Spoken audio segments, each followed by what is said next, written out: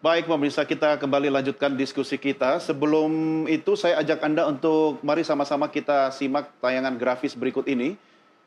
Ini adalah data-data yang bisa kami hadirkan terkait dengan negara penempatan pekerja migran Indonesia per Januari hingga Desember 2024. Memang Malaysia adalah negeri jiran yang terbanyak menampung PMI.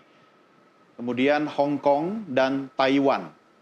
Disusul kemudian Singapura, Jepang, dan negara-negara lainnya tersebar mungkin diantaranya itu negara-negara Timur Tengah ya, masuk dalam 11% itu. Sementara kalau kita menyimak apa pekerjaan mereka di negara-negara penerima PMI, untuk pekerja domestik sebagai pekerja rumah tangga itu sebanyak 31,22%, kemudian di perkebunan ini paling banyak nomor 2, 27,45%. Wah, cepat sekali datanya.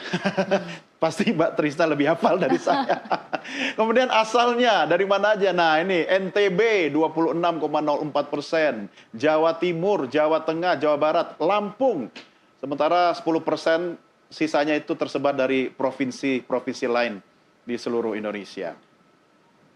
Nah, kalau kita lihat kabupaten asal pekerja migran Indonesia itu, tadi NTB kan, ternyata di NTB itu ada 2 kabupaten terbesar, yaitu Lombok Timur dan Lombok Tengah. Kemudian Indramayu, Cilacap, balik ke Lombok Barat, sisanya kabupaten kota lain tersebar, itu 66,35%. Kalau yang menjadi korban sekarang, Mbak Trisna dari Aceh ya? Dari Aceh. Tapi yang saya sebutkan misal 75 PMI, yang kurun waktu 2005 sampai 2025 paling banyak dari NTB. NTB ya, oke, itu sejalan dengan data yang kita tayangkan tadi.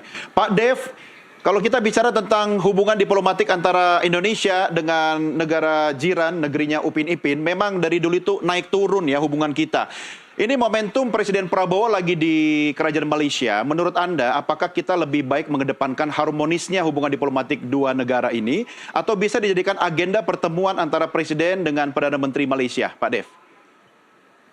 Ya, gini, masalah perkara PMI kita di Malaysia ini kan perkara yang cukup banyak, dan karena mengingat kalau dilihat angkanya itu PMI kita yang ilegal itu kalau nggak salah sampai dengan angka 2 juta ya, walaupun ada sempat ada bilang bahwa tidak ada yang ilegal, oke. Katakan undocumented lah, Undocumented ya, yang lebih tepatnya. Ya, undocumented worker kita yang ada di sana, itu angkanya mungkin bisa sampai 2 juta. Terakhir saya dengar infonya seperti itu. Kalau mohon dikoreksi bila salah. Nah, dan ini juga persoalan ini juga terjadi di mana-mana, bukan hanya ada di Malaysia, di Singapura ada juga, ya. Belum lagi yang di Kamboja. Kalau di Kamboja itu jelas-jelas sebagian besar semuanya itu pasti adalah TPPO. Terus belum lagi di negara-negara lain. Dan pasti ketika jumlah warga Indonesia atau pekerja sebuah negara yang pindah ke satu tempat, ya, PMI masuk ke satu tempat dengan jumlah besar, pasti ada potensi masalah. Nah, sekarang ini bagaimana kita ini menjaga hubungan kita, karena mengingat hubungan kita dengan Malaysia itu kan panjang dan lama dan dalam, baik secara historis, secara kultur, secara ekonomi, secara edukasi ya, pendidikan ya, banyak juga kan warga kita yang sekolah di sana. Ini jam berapa sih? Ya ini harus dijaga, jangan sampai rusak. Ya, nah kan tapi pembicaraan itu harus bisa difokuskan untuk mencari solusi. Jadi baik dari Kemlunya, dari P2MI, terus juga dari instansi lainnya itu bisa menggodokkan, melakukan komunikasi dengan mitranya, counterparts-nya di Malaysia untuk bisa mendapatkan titik temu sehingga bisa ditawarkan di level atas untuk membuat solusi yang permanen. Nah, ya hal inilah yang harus dijalankan secara intensif agar warga kita ya bisa terserap sebagai tenaga kerja di sana dan menjadi bagian dari pembangunan perekonomian di Malaysia, dan juga bisa memberikan efek positif kepada keluarga ataupun warga di kampung mereka berasal, karena mereka kan bekerja, ada remittance yang masuk ke Indonesia. Nah, ini yang harus dikawal sehingga terjadi kerjasama yang baik dan menghasilkan pertumbuhan ekonomi yang adil kepada semua sektor dan kepada semua pihak. Ya, baik. Saya kembali ke Mbak Trisna. Mbak Trisna, saya tadi nguping Anda menyebutkan data sekitar berapa? 425.000 ya.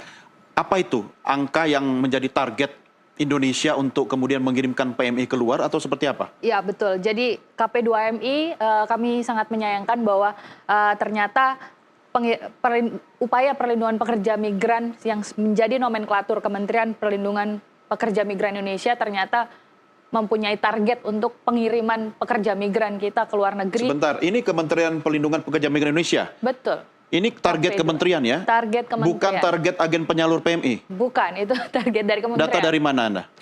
Silakan dibuka di TV pers conference secara terbuka, Pak Karding menyampaikan ke publik Pak Menteri bahwa menyampaikan. 425.000 menjadi target pengiriman pekerja migran. Oke, taruhlah itu kemudian target tercapai 2025. Tapi yang 5 orang yang kemudian sekarang kita fokus nih jadi korban di perairan Malaysia, itu saya bisa bayangkan kalau 425.000 ini tidak bisa kita lindungi, apakah kita akan membaca setiap minggu data-data statistik angka korban? Angka korban bagi saya jauh lebih banyak daripada yang bisa saya sebutkan tentunya. Berikut juga tata kelola yang kurang memadai, misal data pekerja migran itu kita tidak punya. Data persis berapa pekerja migran kita yang keluar negeri. Yang hampir 2 juta itu yang undocumented?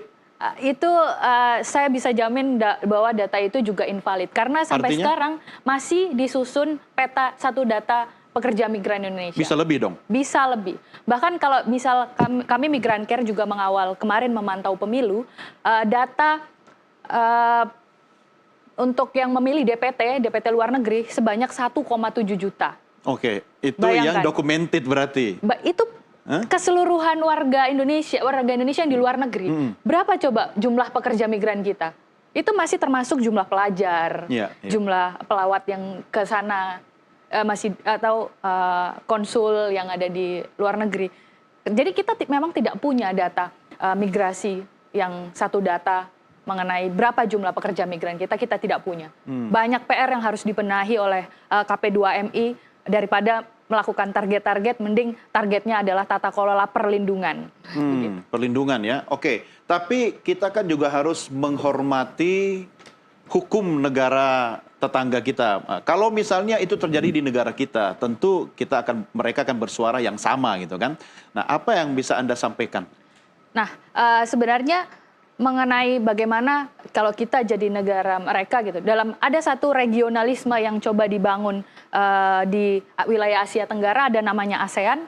Indonesia 2 tahun yang lalu menjadi keketuaan ASEAN dan menerbitkan 3 deklarasi mengenai perlindungan pekerja migran.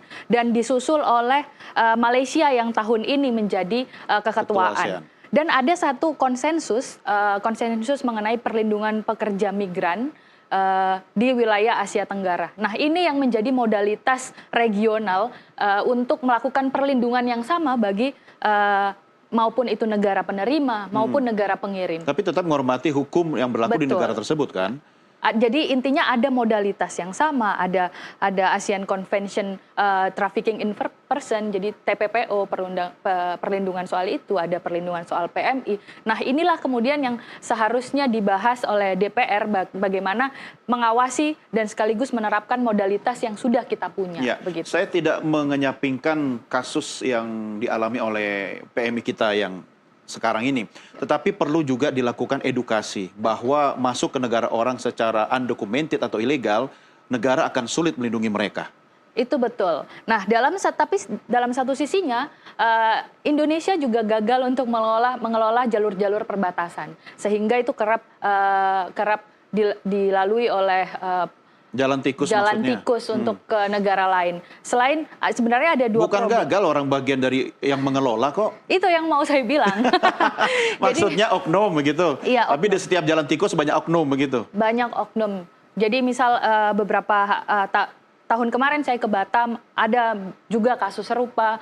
Lalu gugus tugas pemberantasan perdagangan orang itu tidak aktif di banyak wilayah di Indonesia. Sehingga ketika gugus tugas itu tidak aktif, jadi mereka tidak mengawal bagaimana perbatasan-perbatasan ataupun perdagangan orang yang ada. Itu gugus tugas telah diteken oleh Presiden Joko Widodo menggantikan, jadi dulu ketua hariannya adalah Kementerian Pemberdayaan Perempuan dan Perlindungan Anak, diganti menjadi kepolisian. Namun yang saya sayangkan, kerap kali kami mengundang pihak kepolisian untuk juga turut membahas bagaimana gugus tugas TPPO ini diselenggarakan, namun mereka juga absen hadir. Itu kerap kali kemarin di Batam juga. Kami juga sudah sering berupaya untuk mengundang kok, tapi ya. Sekarang apa yang bisa Anda sampaikan mumpung Pak Dev bersama kita ini, biar nanti bisa dibawa ke Komisi 1? Iya, jadi Pak Dev mungkin bisa lebih mengawal bagaimana penyelesaian kasus ini agar lebih transparan. Lalu juga memanfaatkan regionalisme ASEAN sendiri untuk menjadi modalitas bersama bahwa kita juga berkomitmen dalam hal itu. Mengingat Indonesia itu juga sebagai negara champion dari Global Compact for Migration. Mungkin kasus ini nanti akan juga kami bawa ke ranah internasional untuk mereview dari kesepakatan global ini. Rencananya akan ada review di Februari. Begitupun juga kemarin kami melaporkan bahwa implementasi dari Konvensi Perlindungan Pekerja Migran dan anggota keluarganya ke UN, dan juga laporan itu diterima dan beberapa laporan dikembalikan ke pemerintah untuk dijawab oleh pemerintah. Pak Dev, ada respon atau catatan terkait dengan yang disampaikan Mbak Trisna tadi? Iya, tentu hal tersebut menarik dan juga penting untuk diperhatikan, dan akan kita teruskan ke instansi-instansi terkait, karena kebetulan saya kan di Komisi 1, mitra saya yang berkaitan dengan hal ini adalah Kementerian Luar Negeri dan Badan Intelijen Negara, ya, karena tugas mereka untuk mengawasi pergerakan ya, di perbatasan-perbatasan, dan juga ada TNI Angkatan Laut dan juga Bakamla yang juga bertugas untuk memastikan keamanan dan kedaulatan kita, dan di situ mereka juga bisa berperan untuk memonitor agar tidak adanya kapal-kapal yang membawa siapapun yang tidak sesuai dengan aturan hukum. Jadi mereka yang melanggar, apakah itu tindak pidana umum, atau tindak pidana perdagangan orang, atau pencucian uang, atau apapun itu, merupakan tanggung jawab mereka untuk mengintercept dan juga menghentikan pergerakannya. Sekarang yang penting adalah semua instansi pemerintah ini tahu persis targetnya apa, tugasnya apa, dan langkah-langkah yang harus diambil itu seperti bagaimana, dan disampaikan secara terbuka ke publik dan ke kami, ke DPR secara berkala sehingga termonitor dan jelas target-target tahapan-tahapan sejauh mana. Gitu. Ya, Pak Dev, sebagai wakil rakyat, tentu Anda punya saran atau masukan kepada Kementerian Perlindungan Pekerja Migran Indonesia. Artinya begini, jangan sampai kementerian yang baru 100 hari lebih ini berdiri, cuma jadi agen penyalur pekerja migran Indonesia dengan target 425.000 orang tahun 2025. Kita tidak ingin setiap saat Kemlu mengirimkan nota diplomatik ke negara-negara penerima PMI. Saran Anda seperti apa, Pak Dev, secara diplomasi nih? Ya, tentunya semua kementerian itu kan memiliki target, ada KPI-nya, Key Performance Index-nya sendiri sejauh mana. Nah, khusus untuk lembaga baru yang dipimpin oleh dua sahabat saya, Pak Harding dan Bu Christina, mereka memiliki tanggung jawab dan beban yang cukup serius, cukup besar, dan selalu diuji dengan situasi-situasi atau insiden seperti ini.